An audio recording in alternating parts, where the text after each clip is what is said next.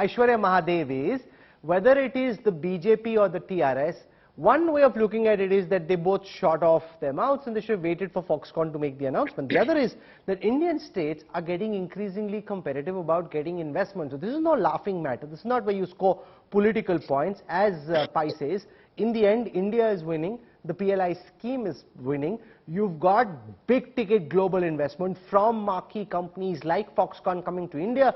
How much of it goes to Telangana, how much of it goes to Karnataka is only tangentially consequential. The bigger thing is manufacturing partly moving out of China and coming to India, which is something that all of us, including the Congress, must celebrate. Rahul, was that for me? It is, ma'am. Can you hear me? I hear you well. Okay. Good evening, Rahul. I think first and foremost, the impetus now should be on Foxconn to basically clarify what their position is, because this one-upmanship between states is embarrassing and does not do well or bode well for any of the states in this matter. First and foremost, whether it is Mr. Bommai over enthusiastically tweeting about what has happened or the Telangana Chief Minister coming out and saying, no, this is happening in my state, it is the responsibility of Foxconn to tell us where their intention is and where they intend on moving this investment. And as a Kannadiga myself, I will tell you a few things as to why I see Bangalore uniquely in a position of losing out, though India as a whole may succeed.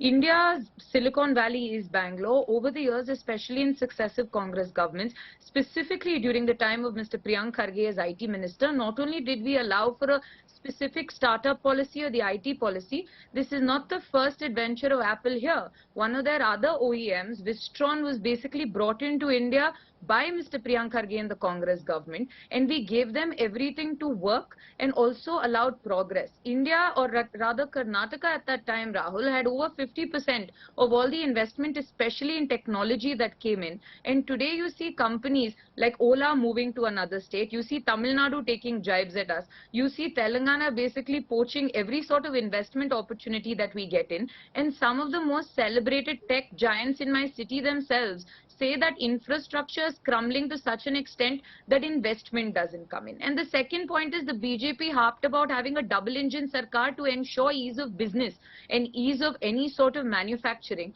But none of that seems to have come to fruition. Mr. Bommai is making his last minute ploy to say Bangalore is going to get more. But we will see when it comes to fruition, because we've seen the number of Invest Karnatakas they've had. Wouldn't it have been better, Captain Ganesh, for the Chief Minister and for the Minister at the centre to wait for Foxconn to make their official announcement? I mean, I know that there's an election and you want to create this mahal that investment is coming, but let the company make its announcement and spare everyone the spectacle. Rahul, actually in this debate I don't want to talk politics. And you know it very well that 40% of the FDI which has come to this country has come to Bangalore or Karnataka. So let's not talk politics here. Each state, like you rightly said, is competitive these days, and they're trying to promote their state as a respective destination for investments and, you know, manufacturing facility and all that. But the very fact that they're coming to India in a big way is a welcome move. And Bangalore has got all the strength, even though my colleague Aishwarya is talking about what happened during their term and nothing is happening now, which is not correct actually. Bangalore has its own strength, which has happened over a large period of time. And Bangalore, welcomes a lot of such, industries, which is happening for the past about 2 decades now. So Foxconn has, in its intelligence, looked for a possible destination. As the letter says, it is not just iPhone facility.